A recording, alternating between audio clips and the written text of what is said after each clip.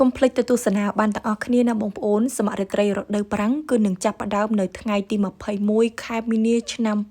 2026ខាងមុខនេះហើយដែលវាគឺជាមហាព្រឹត្តិការណ៍ដ៏អស្ចារ្យមែនទែនប្រចាំឆ្នាំដែលហៅថាសមត្ថត្រីគឺពន្លឺព្រះអាទិត្យរះចំកំពូលនៃប្រាសាទអង្គរវត្តសមត្ថត្រីនេះគឺជាព្រឹត្តិការណ៍មួយដ៏ពេញនិយមបំផុតដែលទាក់ទាញទាំងភ្ញៀវទេសចរជាតិនិងភ្ញៀវទេសចរអន្តរជាតិឲ្យមកទស្សនានៅប្រាសាទអង្គរវត្តរបស់យើងដើម្បីធ្វើការផ្ដិតយករូបភាពពីព្រឹត្តិការណ៍ដ៏អស្ចារ្យមួយនេះចំពោះព្រឹត្តិការណ៍នេះបង្ហាញឲ្យឃើញអំពីលក្ខណៈពិសេសរបស់បុព្វបុរសខ្មែរយើងនៅក្នុងការគិតគូរពីប្លង់ស្ថាបត្យកម្មប្លង់សាងសង់ប្រាសាទ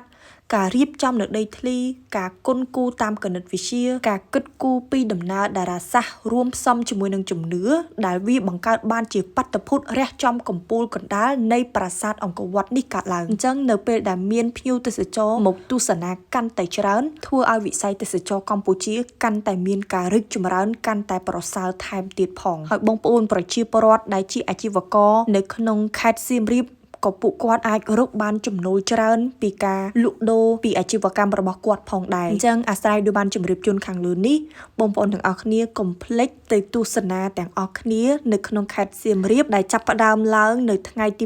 26ខែមីនាដល់ថ្ងៃទី23ខែមីនាឆ្នាំ2026គឺត្រូវនឹងថ្ងៃសៅរ៍អាទិត្យតែម្ដង